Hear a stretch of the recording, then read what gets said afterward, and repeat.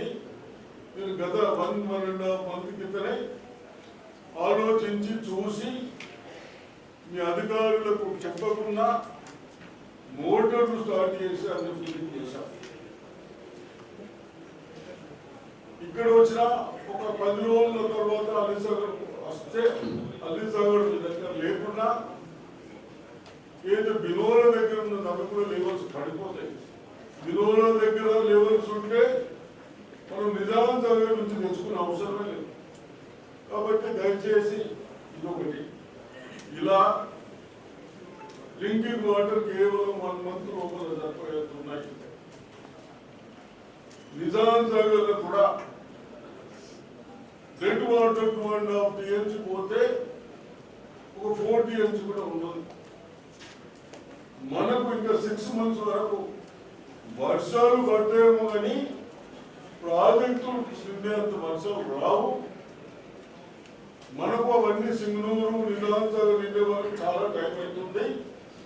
కాబట్టి మనం అధికారులు సలహాలు గత అనుభవాలు చూసుకొని సలహాలు ఇవ్వాలి. తప్పనిసరిగా మేమేదైనా తప్పులు తోలనిచ్చినా ఇంజనీర్లు కానీ ఆఫీసర్లు కానీ పర్ఫెక్ట్ గా ఆలోచించి కనీసం డ్రింకింగ్ వాటర్ కూడా ఇవ్వలేని పరిస్థితులు కనిపించకుండా దాన్ని ఇంకా 6 months వరకు యూజ్ చేసుకుంటారు. అది ఎక్కడ ఇంకిపోకుండా తగ్గకుండా ఉంటే ఆ ప్రాబ్లం ఉంది. నిజాం సాగర్ కూడా అదేవిధంగా శ్రీరామ్ సాగర్ కూడా. Sriram Sagar dead water 5 TMC 5.5 TMC దాంట్లో కూడా ఓన్లీ 10 TMC ఉన్నాయి. వాటర్ ఎంత వేస్టేజ్ ఉంటుంది. అక్కడి నుంచి ఆదిలాబాద్ నిర్మల్ నిజామాబాద్ కామారెడ్డి వరకు కూడా ఇస్తా ఉన్నాం.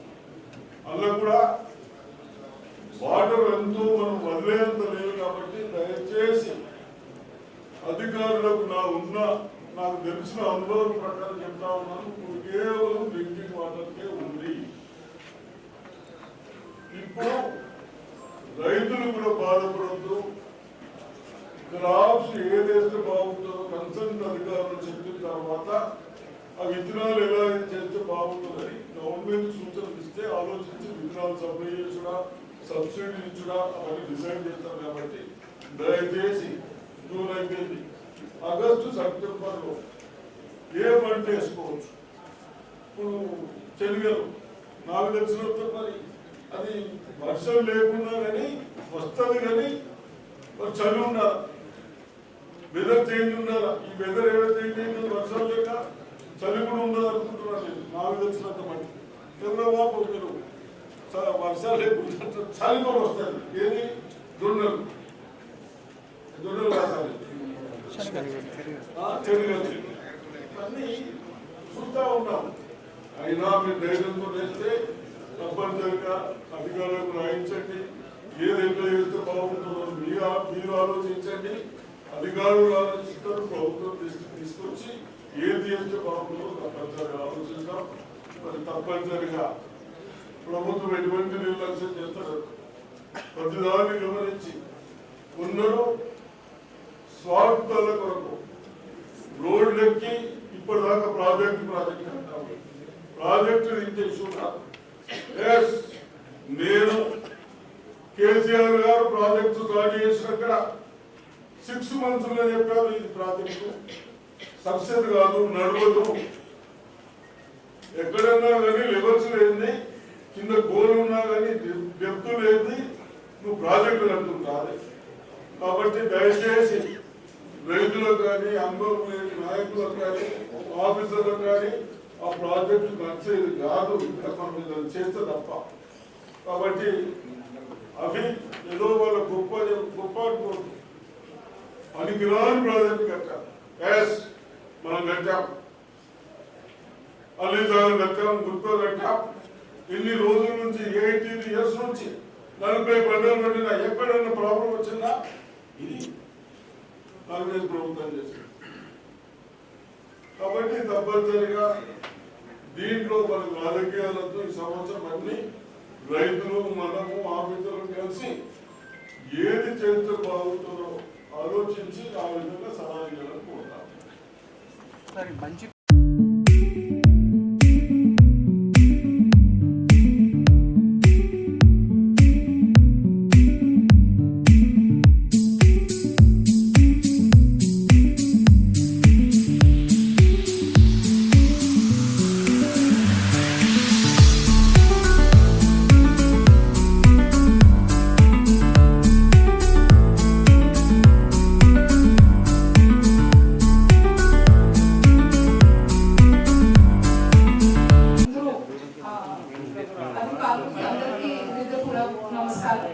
ఈ రోజు మార్నింగ్ నుంచి ఇక్కడ సమావేశంలో ఈ ఎల్ నీను అనేది ఏమిటి, దీనికి కారణం ఏమిటి అన్ని చాలా క్లియర్ గా ప్రెజెంటేషన్ అండ్ ఒక చిన్న 2 వీడియోస్ తో పాటు మీకు చెప్పడం జరిగింది. దీంట్లో మొట్టమొదటగా వ్యవసాయ శాఖలో క్రాప్ డైవర్సిఫికేషన్ గురించి ఏదో చెప్పారు. అది ఆల్రెడీ చాలా ప్రోగ్రెసివ్ ఫార్మర్స్ మీతో కూడా వాళ్ళ ఎక్స్పీరియన్సెస్ పంచిపెట్టడం జరిగింది. సో ఈ క్రాప్ డైవర్సిఫికేషన్ కానీ ఇప్పుడు 72% క్రాప్ ఏరియా సోన్ అయింది కాబట్టి మిగిలింది ఏరియాలో ఎలాంటి క్రాప్స్ షార్ట్ టర్మ్ క్రాప్స్ నాటొచ్చు. ఇదే విధంగా ఈ ఏరియాస్ లో విత్తనాలు ఎక్కడ ఉన్నాయి, ఏ టెక్నాలజీ వాడాలి, ఇది అంతా వ్యవసాయ శాఖ వాళ్ళు మీకు చెప్తారు. ఖచ్చితంగా I request both the district collectors, మీరు అగ్రికల్చర్ ఎక్స్టెన్షన్ ఆఫీసర్స్ తో పాటు ప్రోగ్రెసివ్ ఫార్మర్స్ తో పాటు ఇది ఒక అవేర్నెస్ క్రియేట్ చేయగలిగితే ఖచ్చితంగా మా ఫుడ్ సెక్యూరిటీకి ఒక స్ట్రెంగ్త్ అవుతుంది. సిమిలర్లీ అంటే నాన్ ప్యాడీ క్రాప్స్ గురించి కూడా చాలా మంది ఫార్మర్స్ చెప్పడం జరిగింది. ఆర్గానిక్ ఫార్మింగ్ లేకపోతే ప్రాకృతిక్ ఫార్మింగ్ గురించి కూడా చెప్పడం జరిగింది. సిమిలర్లీ ఈ ఎల్ నీనో ప్రభావం గ్రౌండ్ వాటర్ లో ఏదో వస్తుందో, లేకపోతే ఇరిగేషన్ ఏమో వస్తుందో, డ్రింకింగ్ వాటర్ లో ఏమో వస్తుందో, దాని క్రింద ప్రతి ఒక్కొక్క డ్రాప్ ఆఫ్ వాటర్ చాలా బంగారు లాగా కాపాడాలి, దానికి క్యాప్చర్ చేయాలి. అది ఏదైనా రెయిన్ వాటర్ ఉండొచ్చు. ఇప్పుడు మా గౌడ్ గారు ఎమ్మెల్సీ గారు చెప్పారు, అంటే బుక్స్ చాలా మంచి బుక్ గురించి హనుమంత్ గారు బుక్ గురించి చెప్పారు. అంటే 4 రకాల ఉండొచ్చు అది. అంటే whether it is rain water, surface water, ground water, లేకపోతే మా అట్మాస్ఫియర్ లో ఉన్న వాటర్ గురించి ఖచ్చితంగా ఆలోచన చేయాలి. దేర్ఫోర్ ఎక్కడైనా ఇప్పుడు soap pit, I request both the collectors పెద్ద ఎత్తుతో మీరు సోప్ పిట్ ఆర్డర్స్ ఇవ్వండి. అండ్ సో దట్ ప్రతి ఒక్క సర్ఫేస్ వాటర్ ని మేము కాపాడతాం. సిమిలర్లీ ఎక్కువగా ఎకనామికల్ యూస్ ఆఫ్ వాటర్ పెట్టాలి. సుదర్శన్ సార్ అడ్వైజర్ సార్ చెప్పినట్టు first priority should be on the drinking water. రెండోది drinking water for both men and animals. Similarly, animal stock గురించి కూడా చాలా చెప్పడం జరిగింది.